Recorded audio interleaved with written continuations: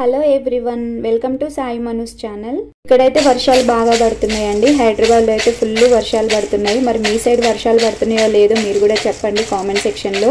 అయితే ఈ రెయిన్ పడే టైంలో ఏమైనా స్నాక్స్ తినాలి అని అనిపించిందండి. అందుకే నేను ఏం చేశానంటే కార్న్ ఫ్లేక్స్ తోటి సింపుల్ గా చిటికెలో ఎలా చేయాలి అనేది నేను స్నాక్స్ చేసి చూపిస్తున్నాను ఇక్కడ.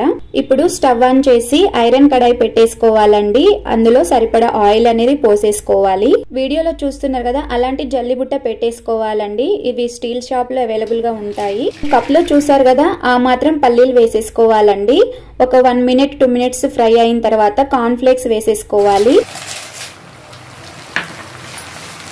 కార్న్ ఫ్లేక్స్ నేను ఇక్కడ 2.5 cups వేస్తున్నానండి. మా ఫ్యామిలీకి సరిపోయేంతగా వేసాను నేను. మీరైతే 1 కప్పు వేసుకుంటే ఇలా గంట పెట్టి వేయించనక్కర్లేదండి, లేదా ఫ్రై చేయనక్కర్లేదండి. జస్ట్ అవే ఫ్రై అయిపోతాయి.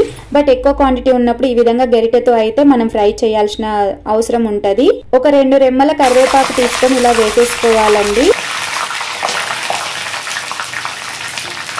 ఇలా సైడ్ కని చెప్పేసి వేసేసుకొని మనం వాటిని ఫ్రై చేసేసుకోవాలి. ఇలా ఫ్రై చేయడానికి కారణం ఏంటనేది నేను చెప్తానండి వీడియోలో, మీరు చూస్తూనే ఉండండి, నేను చెప్తాను. ఫ్రై అయిన కార్న్ ఫ్లేక్స్ అన్ని ఆయిల్ లోంచి తీసి ఒక బౌల్లో వేసేసుకోవాలండి. చూడండి, ఇక్కడ ఈ విధంగా ఫ్రై అవ్వాలండి. కార్న్ ఫ్లేక్స్, కరివేపాకు ఇవన్నీ. ఆయిల్ చూడండి ఎంత క్లియర్ గా ఉందో, అలా ఉండాలి. ఇప్పుడు ఇలాంటి గంటెలు పెట్టి ఇలా ఫ్రై చేయాల్సిన పని లేదండి.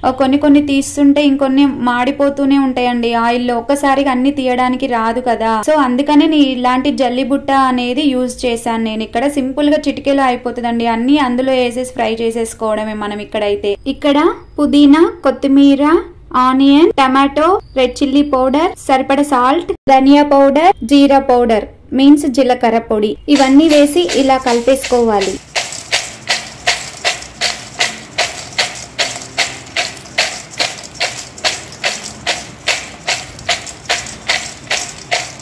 చూడండి సౌండ్ ఎలా వస్తుందో, అలా ఫ్రై చేసుకోవాలండి కార్న్ ఫ్లేక్స్ అనేవి. ఇప్పుడు లెమన్ 1/2 ముక్క పిండేసుకోవాలండి. చూస్తున్నారు కదా వీడియోలో, నేను చెప్పేది అర్థమవుతుందని అనుకుంటున్నాను. ఈ విధంగా సింపుల్ గా మీరు కూడా ఇంట్లోనే చేసేసుకోండి. ఎక్కువ టైం అయితే పట్టదండి, జస్ట్ చిటికెలో చేసేసుకోవచ్చు. ఈ విధంగా ఇంట్లోనే చేసుకోవచ్చు. లెమన్ పిండిన తర్వాత మళ్ళీ ఒకసారి ఈ విధంగా కలిపేసుకోవాలండి. వీడియోలో చూస్తున్న విధంగా కలిపేసుకోండి. ఇలా కలపడం రాకుంటే గరిటె తీసుకొని సింపుల్ గా కలిపేసుకోవచ్చండి. ఇక్కడ నేను ఎగ్జాక్ట్లీ ఏది ఎంత క్వాంటిటీ వేయాలి అనేది మాత్రం చూపించడం కంటే కూడా ప్రాసెస్ ని చూపిస్తున్నానండి. Process is important.